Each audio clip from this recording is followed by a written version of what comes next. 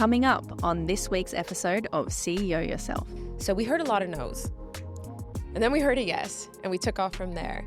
And that whole journey just made me feel like, okay, I know we've got something here that no one's done, because it was so hard. And that just gave me more motivation. I was like, I'm so determined to get this right and get this to market.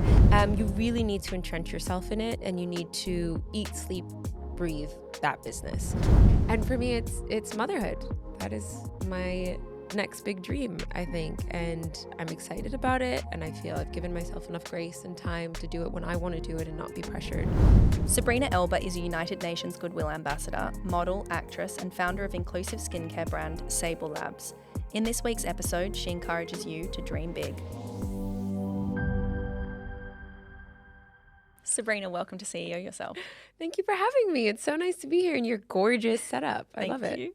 It's such an honor to have you here today because I'm so excited to deep dive your CEO superpower. You said specifically, I dream big, meaning I don't accept no for an answer, and I'll keep trying and reaching as high as I can. Oh, yeah. Such incredibly beautiful words, such an important and inspiring topic for our audience. Talk to us about why you chose this CEO superpower. You know, it's interesting because I don't think I was always that way. Growing up, Vancouver, Canada, quite a small city in comparison to, you know, being in London now and other big cities I've been to. It's small, people know each other. And I feel actually I was probably a product of, you know, I'm only ever going to get as big as these parameters around me. And then, of course, I met someone who drastically changed my perception of the world just by, you know, revealing parts of it that I probably had never seen before. And I remember just growing into this new version of myself that the sky was the limit. And I became instantly so fascinated in all the different things that I could do as a person, and would surprise myself every time, but like pleasantly surprised, like, wow, what else can I do now? You know? And I think that's when this whole sort of dream big thing started for me, because I realized, you know, if you have enough ambition and discipline and courage, you really can do anything. Where it becomes a bit difficult, and like we were speaking about a bit earlier, is how you bring those dreams into fruition. Because it's one thing to have the big dreams, and I do think that's about 80% of the work. I genuinely think you need to believe you can be in that position. Like that's the heavy load. Once you are there, it's about people. And I think it's about surrounding yourself with people who see you in that same position and can lift you up, and you can delegate to. You got a lot of dreams. It's a lot of work.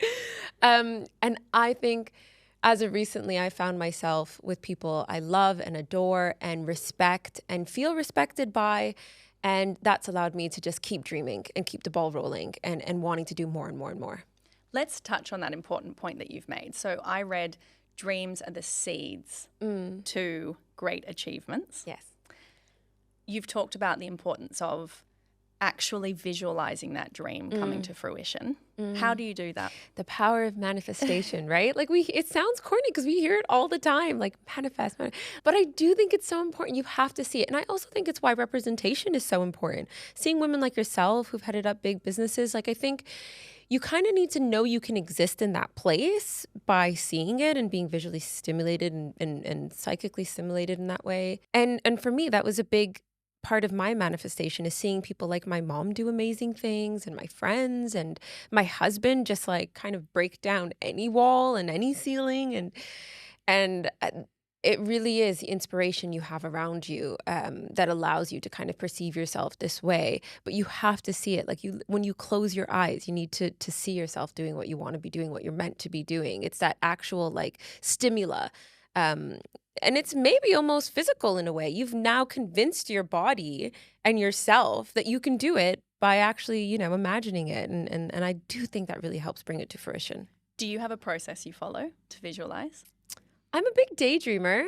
And like, that's such a sloppy process. There is no process. Like, in fact, it's probably derailing at some points because we'll be in a meeting on a Zoom. And I think my team can 100% tell when I've started daydreaming on something that we've touched on. And I'm just like, and I'm like, I know I'm somewhere else because all I'm thinking is the next 5, 10 steps after that point that someone's just made, or a brilliant suggestion. And I'm like, of course, we could do this, then we could do that, and then we could do this.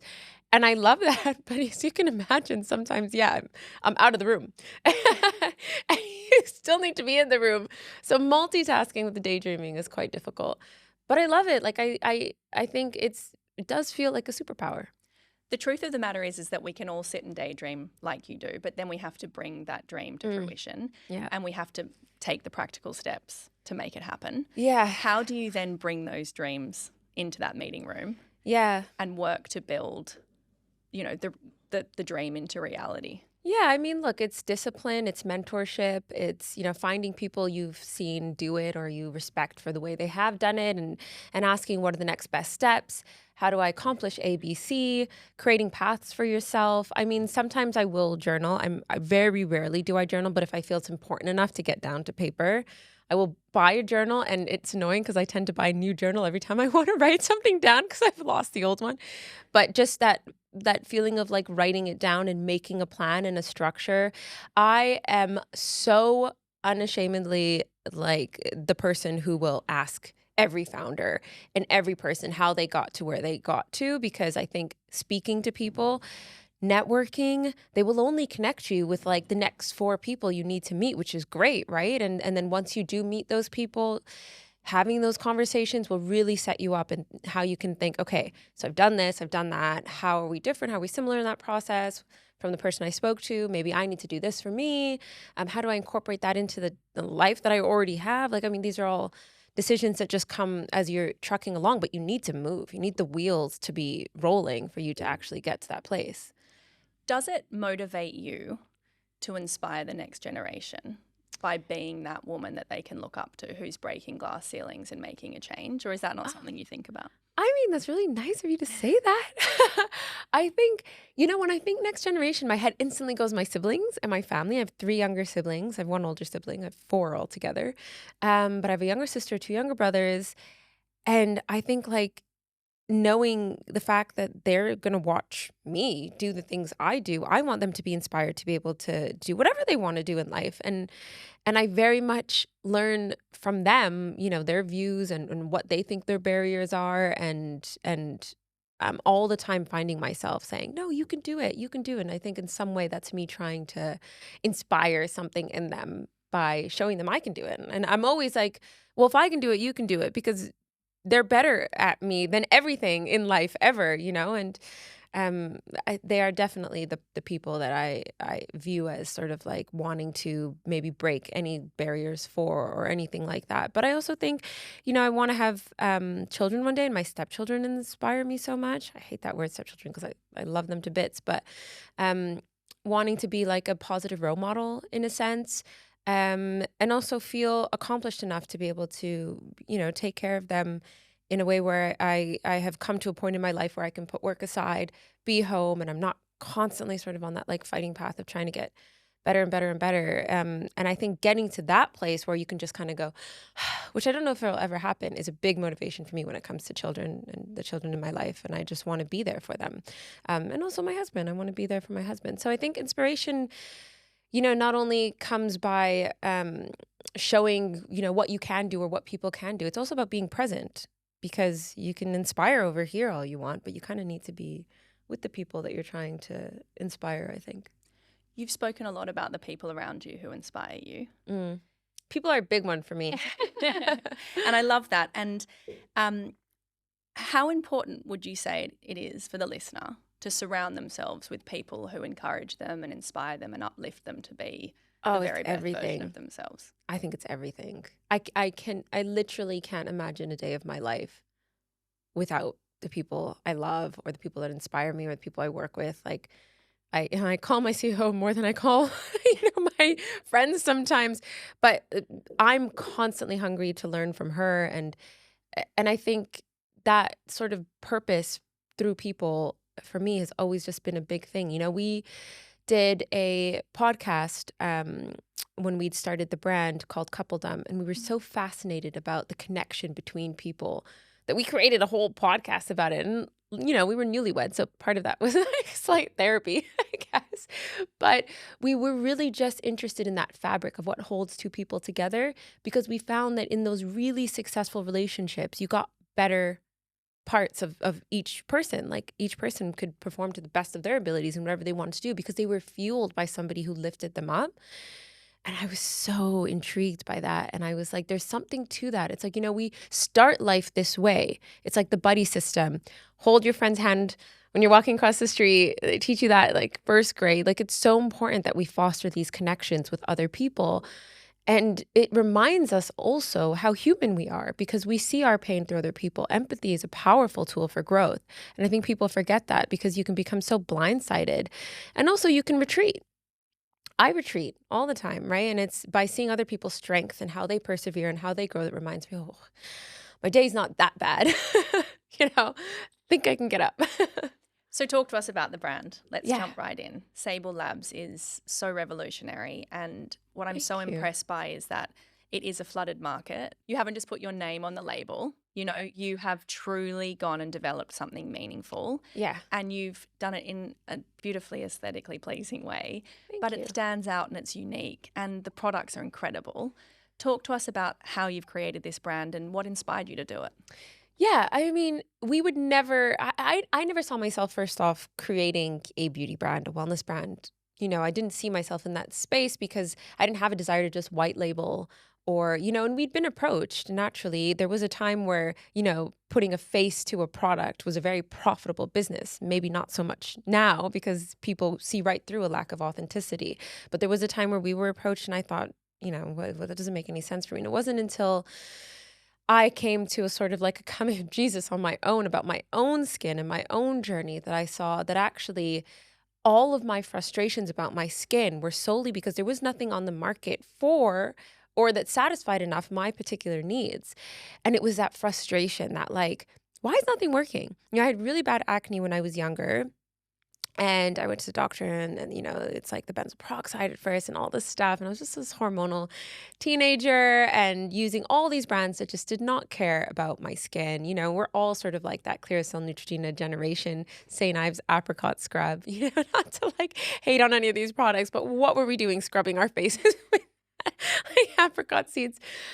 Anyways, and it went away for a point and then it came back when I was about 27 and I just started this new romance where I was being photographed and hating my skin, like to the point where I didn't even want to go to these events sometimes. I was just like so frustrated. And at this point in my life, I had more money. I thought I had more knowledge because in some way, the knowledge around skincare is democratized. Like you can Google and you can look up stuff and you feel that you can educate yourself in a way that's so much better, but nothing was working. And I had to get to the bottom of that. And I'm one of those people that kind of obsesses over things like that. And I'm like, what is it about, my skin? And, I very quickly realized that formulations aren't created for people with melanin-rich skin. In fact, we're not considered all the way from the clinicals to the marketing. And I wanted to understand why that was. And it felt sort of like this responsibility to kind of understand that and get that right. And I recruited a really good friend of mine, and we grew up together in Vancouver, but she'd gone on to head sales and education for Tom Ford and other groups in the Lauder family. And I was like, that's my closest person that knows a lot about beauty. So let me just ask her to help me on this journey. And we sat and started to create formulas. We didn't even really understand what we were going to create at the time, but I was like, I want an easy system that's going to address my needs and my issues. And it has to be possible. It has to exist. And we decided to create a very simplified routine that looked at hyperpigmentation, which is the issue that I was facing the most because after acne on melanin-rich skin, you get this annoying dark spot that takes the spot from being there for 2 weeks to being there to 6 months to a year. So we looked at hyperpigmentation and we went about it holistically. We went start to finish. So what is going to help prevent that hyperpigmentation in the first place? And that's getting rid of inflammation by eliminating sensitizing ingredients, packing the products with antioxidants, which from Africa are some of the most strongest antioxidants, but then also using things like exfoliating agents to get rid of stagnant melanin once it's on top of the skin, like AHAs, BHAs, PHAs, things we all know and love, and tyrosinase inhibitors, things like tranexamic acid, retinols, licorice root, bakuchiol. This way of thinking, turns out, was revolutionary. It sounds quite basic, but looking at hyperpigmentation, and this is just one example from start to finish, is something brands weren't doing. I want to say it's because melanin-rich skin's needs are seen are or come across as a niche. So you can cater to a very large group of people by leaving out ingredients that address issues like hyperpigmentation, because, hyperpigmentation on your skin, for instance, might not display itself the same way it would on mine. I was going to say I actually suffer from it very badly. And alongside so many of my friends, when we went through pregnancy, it was extremely heightened and has been ever since. Like melasma. Yeah. So is it appropriate for my skin type too? 100%. Amazing. And we get asked that all the time. And you know what the most interesting thing was? When we were formulating, we realized, first off, melanin-rich skin is a little bit more sensitive. It's drier, it lacks ceramides, and this is why, and we also have more melanocytes, which are more active. So this is why hyperpigmentation on me will look a bit more intense, right? And treated on you will go away a bit quicker, but on myself might take a bit longer. So if you formulate for me first, because my hyperpigmentation is a bit stickier, you get products that are better for you. And it was that like light bulb that went off that we realized we've got something here that's really special and it's worth developing and worth making. And we went to the chemists, full formulations in hand. We knew what we wanted, but more so, we knew what we didn't want. And we were really, really strong about that. And we heard no a couple times. I was like, no, we're not white labeling. Don't give me a base formulation. This is what we want, and we can work from there. And we finally found an amazing group that would work with us and get these formulations out the way we wanted. And plus, it was really tricky with the way that we sourced our African ingredients because, like I said, we wanted to pack them with antioxidants. We wanted to do it with ingredients from Africa because they are the strongest antioxidants, not just to be like trendy or something. And we wanted to do that in a way that was sustainable. So we sourced those ingredients, those raw materials from communities we know, communities we could connect with, communities we could build up by offering them an opportunity for entrepreneurship to sell their goods on the market for a fair price, a better price, but also things like the educational curve around how to fill out DHL forms, like really basic things that there just isn't infrastructure for around rural farmers. So we heard a lot of no's. And then we heard a yes, and we took off from there. And that whole journey just made me feel like, okay, I know we've got something here that no one's done because it was so hard. And that just gave me more motivation. I was like, I'm so determined to get this right and get this to market. And when we launched, we were all just like, are people going to get it? And seeing communities really understand and seeing the products sort of cut through to people who are like, wow, something that finally works for my skin. Or wow, I love that you're using ingredients from my heritage, and giving them a face and a name and a story so they're not just like, appropriated. That really drives me today and keeps me going and reminds me that what we're doing is special. And all that to say, I probably didn't start the way I thought I'd end up, but I think it was a worthwhile journey. It's so shocking to me that you heard any no's because, I'm no pharmacist, but I want to run out there and do it for you. Like, It feels like an aha moment for me. It's just more work, I think. And people, it costs more, really. And I think people just wanted to take shortcuts and take the easy way out. It's so uplifting that you're doing something for yourself and for people like you. And it's mind-boggling that it hasn't been done sooner. Especially because it works better for your skin as well, and it's like, why are we, you can create a formulation that's cheaper, but you'll just have someone coming back, and maybe that's what brands want in the end of the day, right? They want to create problems where you need to come back so they can attempt to fix them again by then creating more problems. And I was like, I think the long, slow process of changing your lifestyle to address a problem is so much better, and it's going to create an opportunity for a customer or somebody in our community to feel that they've now found a solution that they can stick with, and it's easy. I compare it to like doing like a fad diet versus like a lifestyle change, and that's what we try to create. You talk about solutions a lot. It's so motivating to hear someone who, you guys could have just rested on the laurel of celebrity couple, celebrity brand. The fact that you went out there and you did the work and you solved a problem is so refreshing, and that you know so much. You're clearly very knowledgeable and you're across the details, and you went and created something meaningful. Can you talk to our audience who might have a business idea or might be starting their dream business about the details and the work required, in those early days? Yeah, because I didn't know that. I'm now a qualified esthetician, and extending that even further and taking more courses as we speak. But I say that to say, the education never stops. Educate yourself as much as you can. Know every part of your business, which is also why I'm kind of obsessed with my CEO. We try to understand the finance bits and the things that she does and the points that I'm weaker at. You really need to entrench yourself in it, and you need to eat, sleep, breathe that business. So it's not an easy feat. And actually getting to launch was probably the easy part. The hard part comes after. And I always tell founders, like, you know, if you're doing this, just understand, like, this will change your life.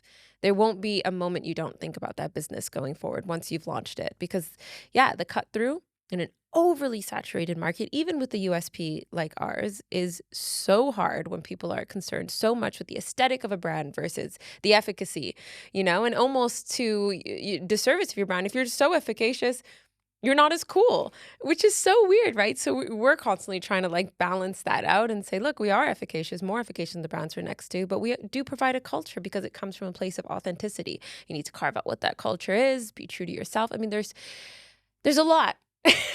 And it's not easy. And I'll never say to someone, oh yeah, just do it. Like, make sure you've done your research and make sure, like we said, you've surrounded yourself with people who know what they're doing and you can learn from, because I really think that's the best way to do it. And I almost think, like, if I was going to talk to myself a couple, like 4 years back now, I'd probably just say, like, brace yourself. It's so true. Like, in my experience, I've started many businesses in my time.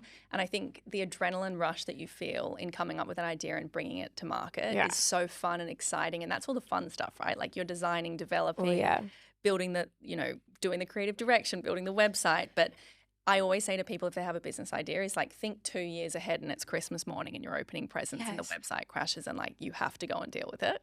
Bingo. Do you care about it enough to go and do that? Yeah, that is the best way to put it, I think. And also the thing I love the most, which is people and connections and community, is also probably going to be one of your biggest hurdles because, you know, we're all human beings. Humans come with a lot. Let's talk about that, because you love people and you know that they're so integral to everything you do in business, but then you've chosen to work with a friend and you work with your husband, which some people might think is crazy. How do you find it working with people that you know and love? Because that's really, really difficult. It's challenging. It is. It is challenging, but it's also like the best feeling when you get it right. Because, you know, in the example of myself and my husband, we have this shared dream, a shared ambition. We're constantly motivating each other because we want the same end output. That's amazing. And where it gets a bit tricky is how you set up borders and boundaries, sorry, not borders, you know, about your work and personal life. And it's the same with friends. You don't want your work life to overshadow your friend life, where every time you hang out, you're talking about, you know, what orders going through and you know, what customers are saying. How do you stop yourself on date night talking about the new product? Yeah, it is about setting up those clear lines. Okay. It's like there's a time and place for work, and make that very clear. And that's these hours, those times, or this WhatsApp chat.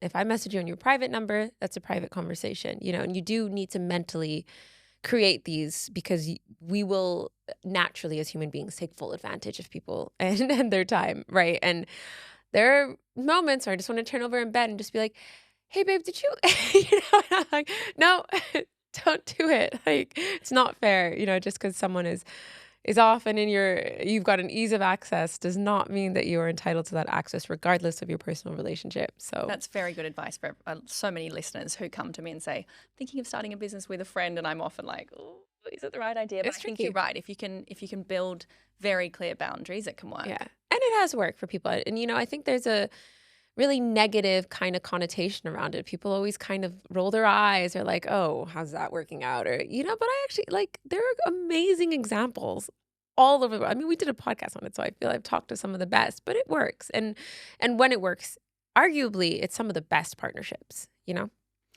Maya Angelou said, a person is the product of their dreams, so make sure to dream great dreams. What's your next big dream? You know, I think because I've been so sort of engrossed in the business and what that needs, I've kind of almost forgotten what dreaming like me looks for without that. And there are times where I think, okay, once this is like a bit steadier, maybe I will be able to kind of, and for me, it's motherhood. That is my next big dream, I think. And I'm excited about it. And I feel I've given myself enough grace and time to do it when I want to do it and not be pressured by anyone else to do it when they want me to do it. And it feels like, yeah, the next big step.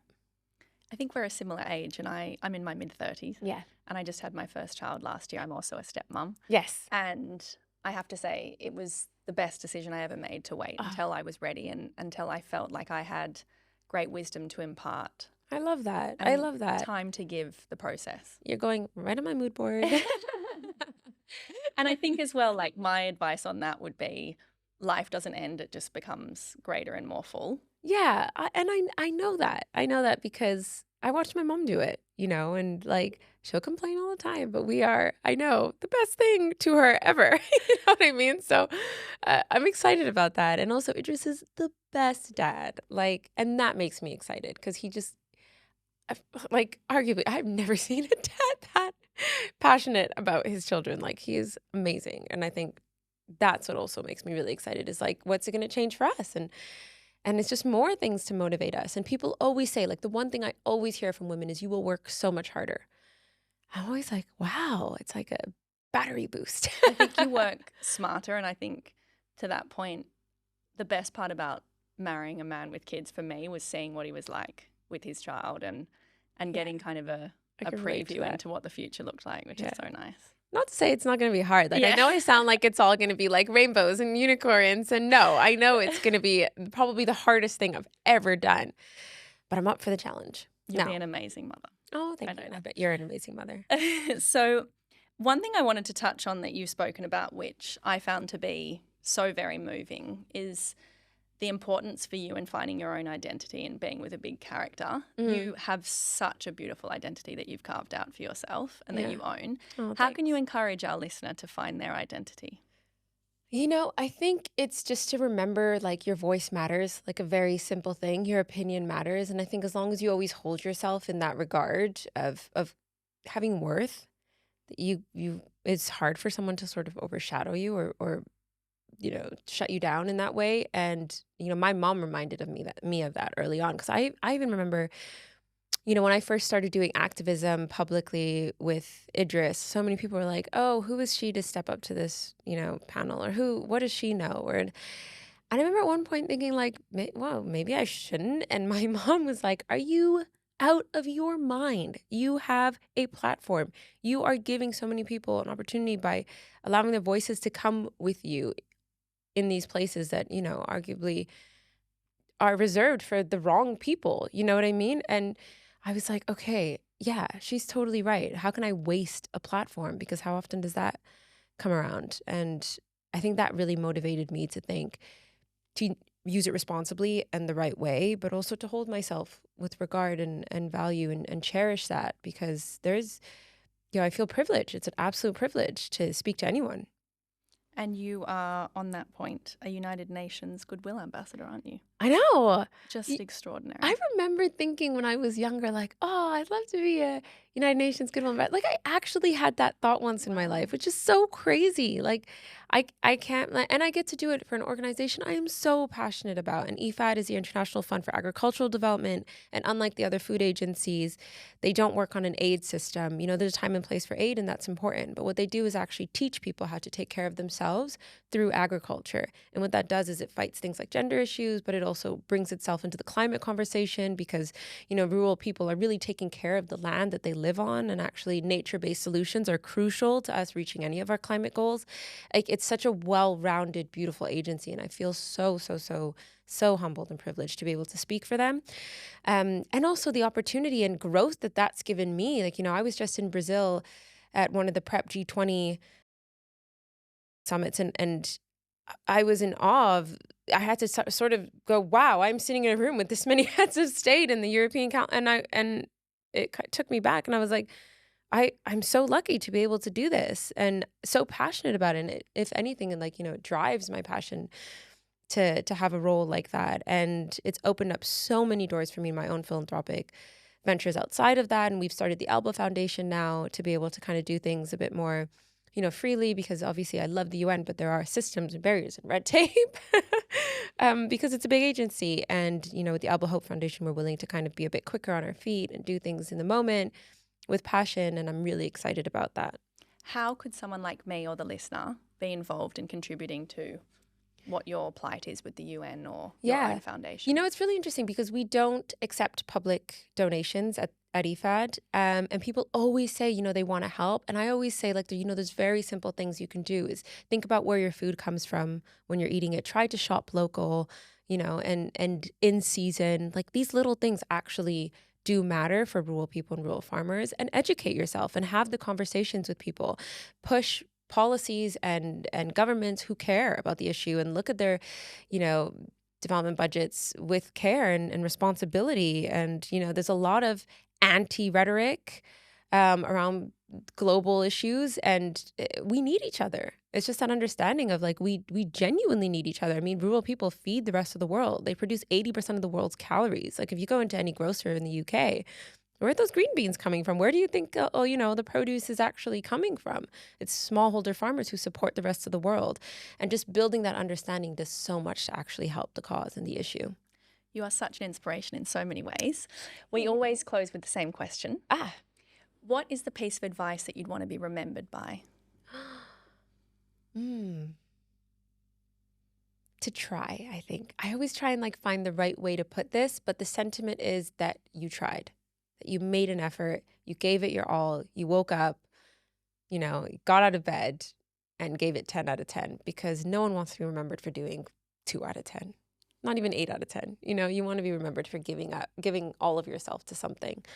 And I think I try to go through life thinking, did I give it my all today? And the times I don't, I really beat myself up about it. So, but we do need to set a bit of a standard. We do. Beautiful words. And for ourselves. The brand's now in Space & K. Yeah. Available online. Where can the listener find the brand and you and all that you're doing? You. So we are at sablelabs.co, and we have sable.labs for Instagram. My Instagram is Sabrina Elba. So it's in my bio. It's there. It's easy to find. Yeah. Amazing. We'll link it up for everyone. Thank you so much for being here. Thank you so much for having me. So nice. It would mean the world to me if you would share today's episode with someone you feel would enjoy it. And don't forget to hit subscribe, like, and leave a comment.